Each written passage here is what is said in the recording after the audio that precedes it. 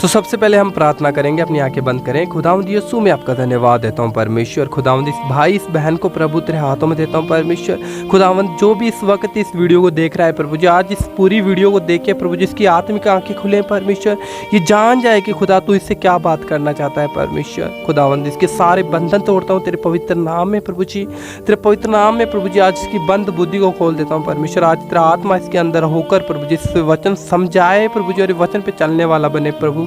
मैं खुदावंद तेरे पवित्र नाम में तेरे लहू में से ढापता हूँ प्रभु जी। खुदावंद तेरे हाथों में से देता हूँ, अपने आप को तेरे हाथों में देता हूँ। और पवित्र परमेश्वर हमें अगुवाई करें ताकि हम वीडियो को आगे तक लेकर जाएं, और पिता परमेश्वर ये शेयर भी करें खुदावंद यीशु के नाम में। आमीन आमीन आमीन।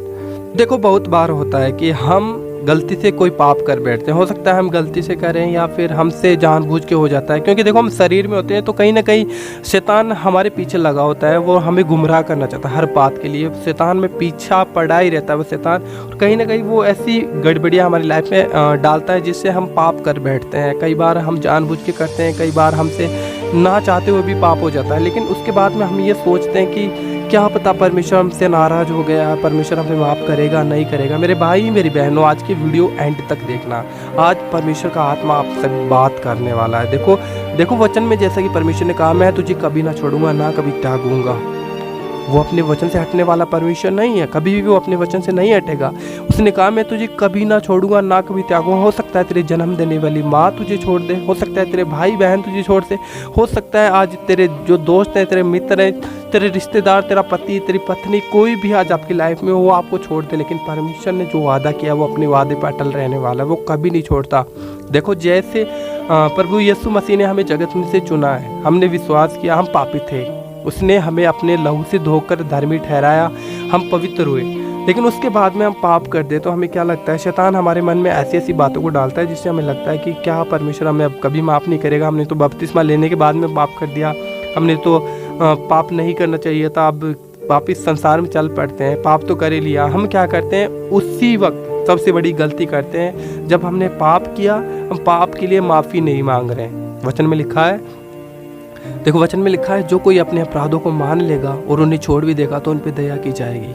तो वचन के हिसाब से अगर हम इस बात को फॉलो करते हैं तो हमें पश्चाताप करना है, माफ़ी मांगनी है। अगर हमसे गलती से भी कोई पाप हो गया या फिर हमने जानबूझ के भी किया है तो हमें माफ़ी मांगनी है। अगर आपको पश्चाताप इस बात का दुख है कि परमेश्वर ने मुझे छोड़ दिया, परमेश्वर मुझसे अलग हो गया, आज आपकी शांति भंग हो गई, आपको लगता है कि कोई अब मुझसे बात नहीं करेगा, परमेश्वर की शांति जो खुदा ने मुझे दी थी वो शांति मेरे अंदर कार्य नहीं कर रही है, तो आपको पश्चाताप करना है।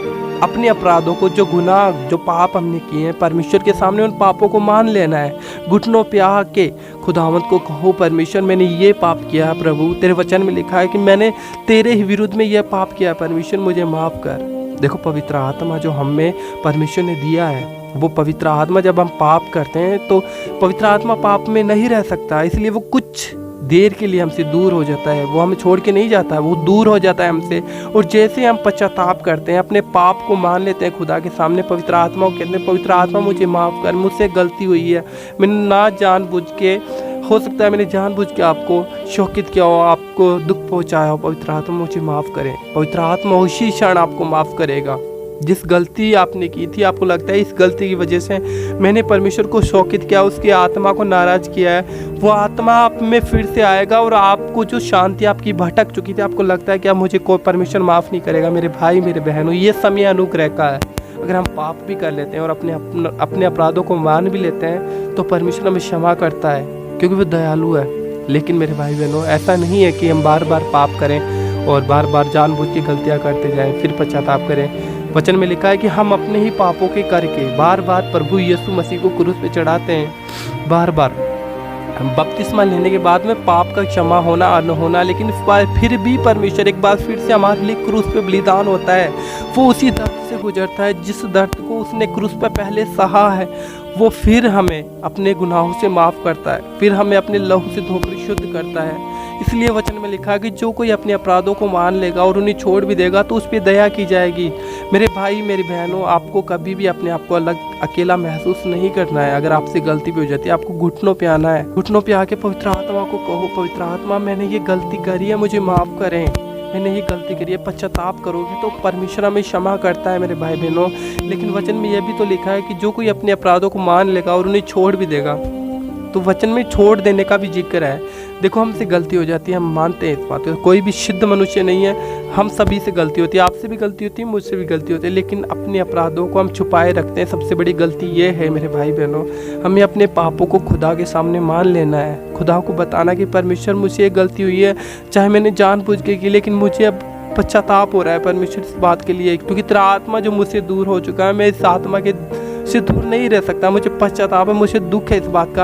और जब हम पश्चाताप करते हैं, खुदा के सामने अपनी सारी बातों को रख देते हैं, पाप को मान लेते हैं, परमेश्वर हमें तुरंत माफ़ करता है। वो माफ़ और क्षमा करने वाला परमेश्वर है मेरे भाई बहनों, कभी भी वो हमें अकेला नहीं छोड़ता। वो बहुत दयालु है, बहुत करुणा करने वाला अनुग्रहकारी परमेश्वर है। तो कभी भी अगर आपसे गलती, गुनाह, पाप हो भी जाए, आपको लगे कि मैंने जानबूझ के किया है या फिर मुझसे किसी ने ज़बरदस्ती करवाया है पाप, तो अपने पापों को मान लेना है, परमेश्वर आपको माफ़ करेगा। कभी भी वो हमें छोड़ के नहीं जाता है, भले पवित्र आत्मा हमसे पाप करने की, क्योंकि पवित्र आत्मा वो पवित्र है और वो पाप में नहीं रह सकता। और जब हम पाप करते हैं तो पवित्र आत्मा हम में से दूर हो जाता है, और वो जब दूर हो जाता है और जब हम अपने पश्चाताप करते हैं, पाप को मान लेते हैं पवित्र आत्मा के सामने, तो पवित्र आत्मा फिर से हमारे अंदर वास करता है। और जैसा कि वचन में प्रभु यीशु मसीह ने कहा कि मैं तुम्हें जगत की सी शांति नहीं परंतु अपनी शांति देता हूँ। और जब हम पाप करते हैं और पाप करने के बाद में हम पूरे तरीके से टूट जाते हैं, बेचैन हो जाते हैं, नर्वस हो जाते हैं, हमें लगता है कि पता नहीं क्या हो गया, और उसी वक्त अगर हम घुटनों पे आकर माफ़ी मांगे तो पवित्र आत्मा हमें क्षमा करता है। लेकिन मेरे भाई बहनों, गलती से अगर हमने पाप किया हो तो बार बार खुदा को शोकित नहीं करना है, पवित्र आत्मा को बार बार शोकित नहीं करना है, क्योंकि वचन में लिखा है कि अगर हम प्रभु यीशु मसीह को भी गलत भी बोलते हैं, अगर उनका अपमान करें तो भी हमारे गुनाह को क्षमा किया जाएगा। लेकिन जो कोई पवित्र आत्मा को शोकित करता है उसके दंड कभी ना माफ़ होगा। वो दंड के योग्य है, उस पर दंड की आज्ञा है, लेकिन पवित्र आत्मा को हमें बार बार शोकित नहीं करना है। अगर मान लो आज आपसे कोई, आपके अंदर कोई गलती है, आप अपने पाप से छोड़ना चाहते हो, अब आपके अंदर कोई ऐसी चीज़ है जिसको आप छोड़ नहीं पा रहे हो, तो पवित्र आत्मा की सहायता लो। पवित्र आत्मा को कहो, पवित्र आत्मा मैं इस चीज़ को छोड़ना चाहता हूँ, मैं नहीं छोड़ पा रहा हूँ, देखो मैं अपने शरीर, अपने बल, अपनी बुद्धि, अपनी ताकत से कुछ नहीं कर सकता, मुझे आपका अनुग्रह चाहिए। पवित्र आत्मा मेरी मदद, मेरी सहायता करें, क्योंकि वचन में लिखा है आप मेरे सहायक हैं, आप मेरी मदद करें इस पाप को छुड़ाने के लिए, इस मेरी गंदी आदत को छुड़ाने के लिए। और जब हम पवित्र आत्मा के सामने इन बातों को रखते हैं तो पवित्र आत्मा हमारा सहायक है और वो हमारी मदद करता है। और जब हम हर दिन परमेश्वर को इस बात के बारे में कहते हैं, परमेश्वर मैं इस पाप को नहीं करना चाहता लेकिन फिर भी मुझसे जानबूझ के हो जाता है, प्रभु मुझे इस आदत से छुड़ा, तो परमेश्वर हमें फ्री करता है उन चीज़ों से।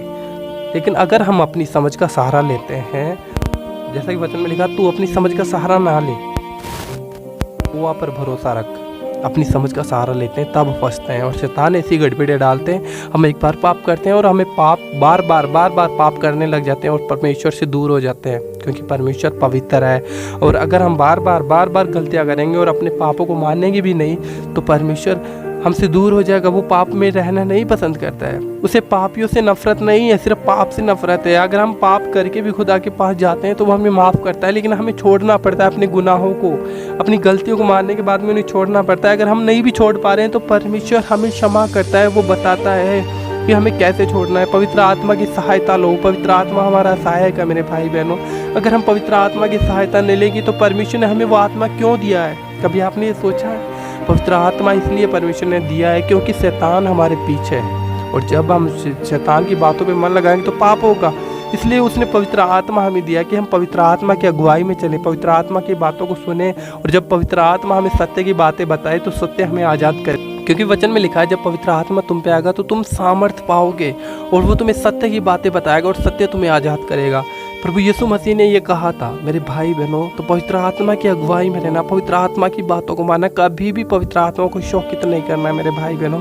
क्योंकि पवित्र आत्मा जो खुदा ने हमें दिया वो परमेश्वर का आत्मा, वो वही आत्मा है जो प्रभु यीशु मसीह के अंदर था, वो मुर्दों को जिलाने वाला था, वही आत्मा खुदा ने हमें दिया है। अगर हम उस आत्मा को शोकित करते हैं तो परमेश्वर की दृष्टि में बहुत ही ज़्यादा हम पापी ठहरते हैं मेरे भाई बहनों, दोषी ठहर जाते हैं, आज्ञा हो जाती है। तो मेरे भाई मेरी बहनों, कभी भी पवित्र आत्मा को शोकित मत करो। जिन पापों को आप नहीं छोड़ पा रहे हो, पवित्र आत्मा की सहायता लो, परमेश्वर को कहो प्रभु मैं इन पापों को नहीं करना चाहता, फिर भी मैं कर बैठता हूँ, प्रभु मुझे माफ़ कर, मुझे क्षमा कर, ताकि मैं तेरे अनुग्रह में पढ़ूँ। प्रभु जैसा कि आपने पौलुस को कहा कि तेरे लिए मेरा अनुग्रह काफ़ी है, परमेश्वर उसका अनुग्रह हमारे लिए भी काफ़ी है, लेकिन हमें उसका अनुग्रह मांगना पड़ता है। मांगेंगे तो सब कुछ मिलेगा। जैसा कि वचन में लिखा, मांगेगा तो तुम्हें दिया जाएगा, ढूंढोगे तो तुम पाओगे, खटखटाओगे तो तुम्हारे लिए खोला जाएगा।